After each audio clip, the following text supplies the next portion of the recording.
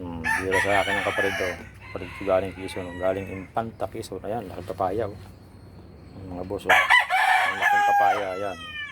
Ba, mahal ito. Kung ito bibili natin sa palengke, mahal ito. Kung buhatin natin ng bigat. Baka may baka may 3 kilo. Ang laki. 3 kilo ng papayang ito. Napakalaki. Ayan. Ayan. Bukas pwede na itong kainin. Madilaw-dilaw na yan. Medyo nalanig lang sa biyahe.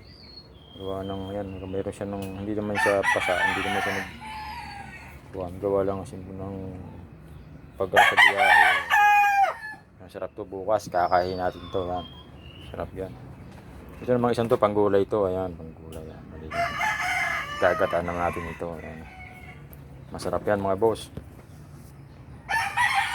Bye po. Bye-bye.